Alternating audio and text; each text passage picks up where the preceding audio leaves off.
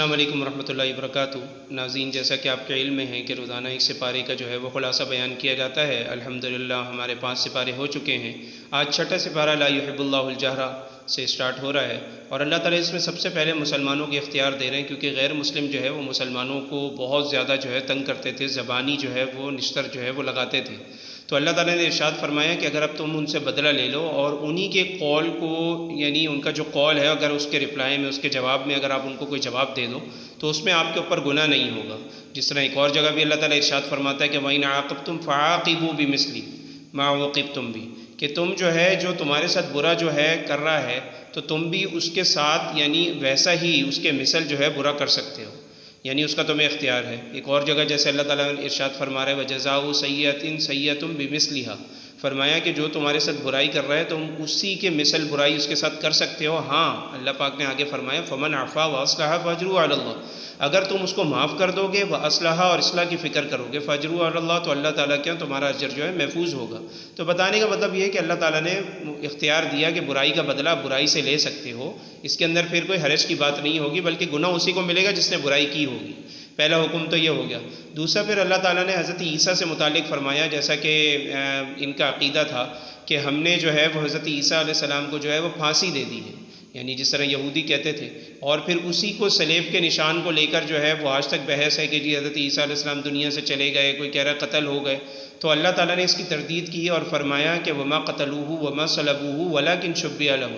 نہ حضرت عیسیٰ علیہ السلام کو قتل کیا گیا ہے، نہ صلیب دی گئی ہے، بلکہ یہ جو ہے وہ شبہ کے اندر پڑ گئے، اور اللہ تعالیٰ نے حضرت عیسیٰ کی جگہ کوئی ایسا ان کے اوپر شباہت یعنی ڈال دی اور ایسا شک ڈال دیا کہ وہ جو ہے شک میں پڑ گئے کہ ہم نے حضرت عیسیٰ علیہ السلام کو قتل کیا یا کسی اور کو۔ تو بہرحال اس میں بھی اللہ تعالیٰ کی ایک حکمت تھی، اور اللہ تعالیٰ آگے فرما رہے بل رفعہ اللہ الیہ، کہ اللہ تعالیٰ نے تو حضرت عیسیٰ علیہ السلام کو اٹھا لیا۔ وکان اللہ عزیزا حکیما، اور اللہ تعالیٰ جو ہے وہ طاقتور بھی ہیں اور حکیم بھی ہیں۔ تو اب دیکھیں کہ یہ طاقتور اور حکیم کا جو لفظ اللہ تعالیٰ ارشاد فرما رہا ہے، تو اس سے بالکل کنفیوژن جو ہے وہ کلیئر ہو سکتی ہے، اور جو لوگ یہ کہتے ہیں کہ حضرت عیسیٰ علیہ السلام آسمانوں پہ نہیں اٹھائے گئے اور وہ کبھی بھی واپس نہیں آئیں گے، تو ایسے لوگوں کا عقیدے کا رد اس طریقے سے ہو رہا ہے کہ حضرت عیسیٰ علیہ السلام، دیکھیں جو کامن سینس کی بات ہے کہ طاقت جو ہوتی ہے نا وہ کس لیے استعمال ہوتی ہے کہ جب آپ نیچے سے کوئی چیز اوپر کی طرف تھرو کریں، یعنی مجھے اگر ایک چیز بال یا کوئی چیز اوپر کی طرف پھینکنی ہے، اس کے لیے مجھے طاقت چاہیے، اور اگر مجھے کوئی چیز اوپر سے نیچے کی طرف پھینکنی ہے تو مجھے اس کے لیے اسٹریٹجی چاہیے اور حکمت چاہیے کہ میں مطلوبہ جگہ پر جہاں پہ مجھے وہ چیز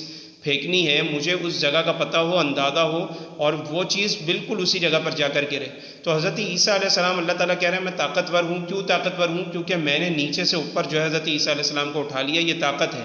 اور حکمت کیا ہے؟ اللہ تعالیٰ قرب قیامت سے پہلے حضرت عیسیٰ علیہ السلام کو، جیسا کہ نبی صلی اللہ علیہ وسلم فرمایا کہ جامع مسجد دمشق کا جو مینار ہے اس کے اوپر آپ صلی اللہ علیہ وسلم نے فرمایا کہ حضرت عیسیٰ نازل ہوں گے۔ تو اب دیکھیں وہاں پر طاقت کی ضرورت نہیں ہوگی، وہاں پہ حکمت کی ضرورت ہوگی کہ اس انداز سے حضرت عیسیٰ علیہ السلام کو آسمان سے اتارا جائے کہ حضرت عیسیٰ علیہ السلام جو ہے عین مطلوبہ جگہ پر پہنچے اور جامع مسجد دمشق آئیں۔ تو وکان اللہ عزیزا حکیمہ، اس کے اندر بہت بڑی حکمت ہے اس آیت کے اندر، اگر کوئی سمجھے۔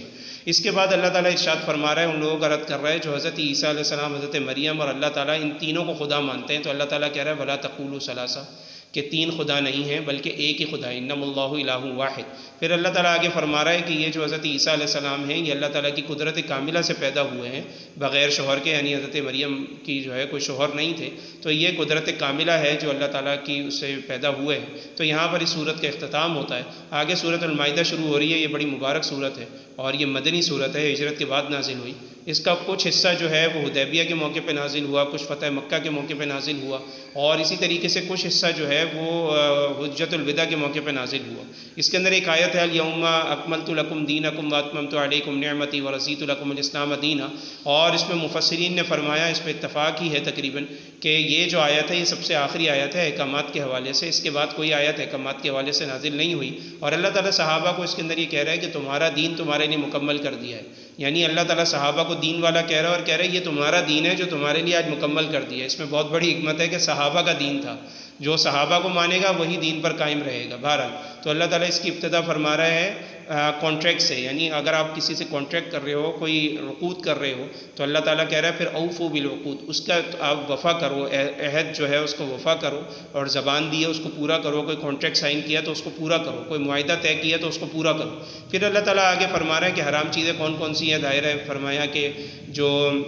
حرمت علیکم المیتۃ والدم ولحم الخنزیر، یعنی مردار جو ہے وہ حرام ہے، بہتا ہوا خون حرام ہے، اور جو ہے وہ سور کا گوشت حرام ہے، اور غیر اللہ کے نام کی نظر و نیاز یہ حرام ہے۔ بہت سارے لوگ کہتے ہیں کہ جی اللہ تو بے نیاز ہے، اس کی نیاز کس بات کی؟ اللہ تعالیٰ واضح طور پر کہہ رہے ہیں کہ جس طرح سور کا گوشت حرام ہے اسی طرح غیر اللہ کے نام کی نظر و نیاز حرام ہے، یہ اللہ تعالیٰ نے اسی آیت میں فرمایا۔ پھر اللہ تعالیٰ آگے وضو کے احکام بیان فرما رہے ہیں، جیسا کہ ہم سنتے رہتے ہیں کہ وضو میں 4 فرائض ہیں، تو ان 4 فرائض کا ذکر یہی ہو رہا ہے، یا ایھا الذین آمنوا اذا قمتم الی الصلاۃ فاغسلوا وجوہکم وایدیکم من المرافق وامسحوا برؤوسکم وارجلکم الی الکعبین، کہ اے ایمان والو جب تم نماز کے لیے کھڑے ہو تو اپنے چہرے کو دھو لو، اپنے کونیوں سمیت ہاتھوں کو دھو لو،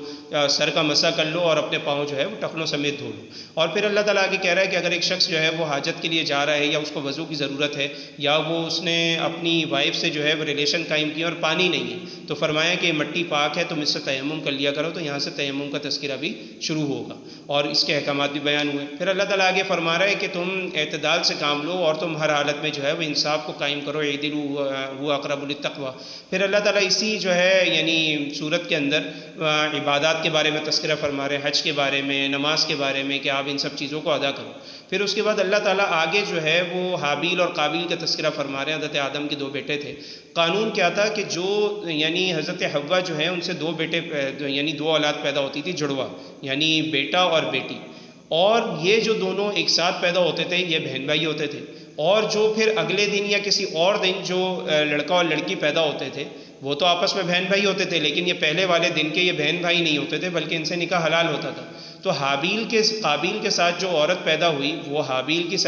کی سگی بہن تھی، تو حابیل کی ان سے شادی ہونی ہے۔ اب قابیل نے کہا کہ جی میں تو اس سے شادی کروں گا، حابیل نے کہا کہ بھائی یہ تو تمہاری سگی بہن ہے، تم تو اس سے شادی نہیں کر سکتے، یہ تو تمہارے ساتھ پیدا ہوئی ہے، اس سے شادی کرنا تو میرا حق ہے۔ تو حضرت آدم علیہ السلام نے فرمایا کہ بھائی آپ لوگ چلے جاؤ، اور وہاں پر آپ پہاڑ کے اوپر جاؤ، اور وہاں جا کے طریقہ بتایا۔ وہ طریقہ کیا تھا؟ فرمایا کہ بھائی آپ لوگ اپنی چیزیں لے جاؤ اور وہاں جا کے پہاڑ پہ رکھ دو۔ تو حابیل جو تھے ان کے پاس جانور تھے، وہ اپنے جانوروں میں سے لے گئے، اور قابیل جو تھے وہ اپنا غلہ لے گئے۔ تو جب یہ وہاں پر چلے گئے تو وہاں پر کیا ہوا کہ آگ آئی، اور اس نے آ کے حابیل کے جو جانور تھے ان کو جلا دیا۔ یعنی قربانی قبول ہونے کا ایک کرائٹیریا کیا تھا وہاں پر، اور اس کا کیا دلیل تھی کہ جس کی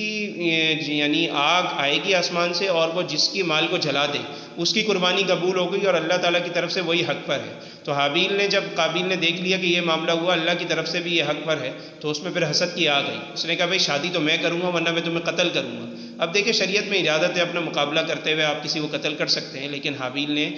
ان کو پر اقدام نہیں کیا بلکہ قتل ہونا پسند کیا، وہ قتل ہو گئے۔ پھر یہ پریشان ہوا کہ جی کیسے دفنانا ہے، پھر اس کا طریقہ بتایا کہ جی کوا آیا، کوے نے آ کے دوسرے کوے کو مارا، اس کو دفنایا۔ پھر اس نے افسوس کیا کہ جی آج جو ہے میں اتنا بے بس ہو گیا ہوں کہ مجھے جانور آ کے سکھا رہے ہیں، مجھے جو ہے وہ پرندے آ کے بتا رہے ہیں۔ تو اس سے پتہ لگا کہ انسان ہر چیز سے کچھ نہ کچھ سیکھتا ہے۔ ہمیں دفنانے کا طریقہ جو ہے پرندے نے بتایا، تو ہمیں پتہ لگا کہ ہر چیز سے ہمیں کچھ نہ کچھ نتیجہ اخذ کرنا چاہیے۔ پھر اسی طریقے سے اللہ تعالیٰ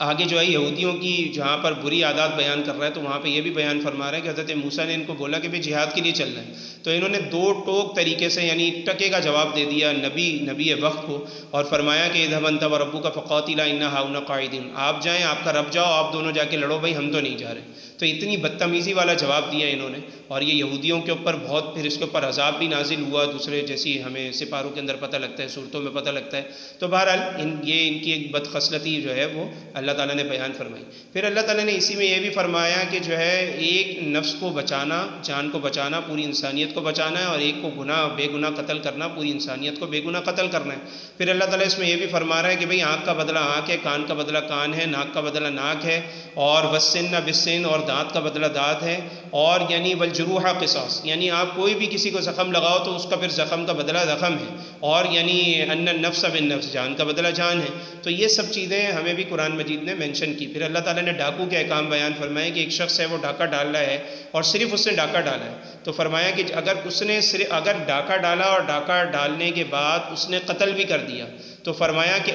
یعنی ایک شخص ڈاکہ ڈالنے آیا اور اسے قتل کر دیا، تو فرمایا قتل کا بدلہ قتل ہے۔ لیکن ایک شخص آیا، اس نے ڈاکہ بھی مارا، ایک شخص نے مال دے دیا اپنی رضا سے کہ بھائی لے جاؤ، لیکن وہ پھر بھی قتل کر کے چلا گیا، تو فرمایا کہ ایسے شخص کو سولی بھی دو، اس کو لٹکاؤ بھی، اس کو قتل بھی کرو، یعنی بد سے بدترین سزا دو۔ ایک شخص ہے وہ ڈاکہ ڈالنے تو آیا، لیکن اسے صرف ڈاکہ ڈالا لیکن کسی کی جان نہیں لی، تو فرمایا کہ اس کے کراس کے اندر جو ہے وہ ہاتھ پاؤں جو ہے وہ کاٹ دو، اور پھر فرمایا کہ ایک شخص ڈھاکہ ڈالنے تو آیا لیکن ڈھاکہ نہ ڈال سکا، صرف ڈرایا دھمکایا، نہ اس نے قتل کیا نہ ڈھاکہ ڈالا، تو اللہ تعالیٰ پھر اس کے اندر ارشاد فرما رہا ہے کہ ایسا شخص جو ہے اس کو جلا وطن کر دو یا ایسے شخص کو قید کر دو۔ تو یہ بھی احکامات ہمیں اسی یعنی اس کے اندر پتہ لگتے ہیں سورہ مائدہ کے اندر۔ اور سورہ مائدہ کے اندر آپ کو پتہ ہے کہ سب سے بڑی بات یہ ہے کہ سورہ مائدہ کو مائدہ کیوں کہا جاتا ہے، تو وہ اس لیے کہا جاتا ہے کہ جو سورہ مائدہ ہے یہ اصل میں بنی اسرائیلیوں کی وجہ سے نازل ہوئی کہ جب انہوں نے حضرت عیسیٰ علیہ السلام کو کہا، حضرت عیسیٰ کی قوم نے کہ جی ہمارے اوپر جو ہے دسترخوان آنا چاہیے، ربنا انزل علینا مائدۃ من السماء، تو پھر اس کے اندر دسترخوان کا تذکرہ ہوا، اسی لیے اس کو جو ہے وہ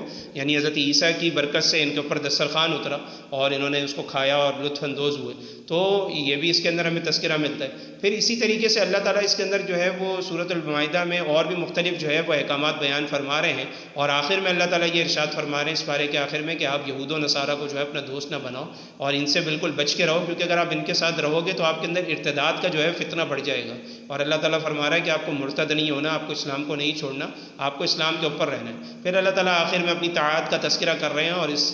طریقے سے جو ہے وہ چھٹے سپارے کا اختتام ہوتا ہے۔ تو ہماری اللہ پاک سے دعا ہے کہ جو کچھ ہم نے سنا اللہ پاک اس پہ ہمیں عمل کرنے کی توفیق عطا فرمائے۔ وآخر دعوانا ان الحمد للہ رب العالمین۔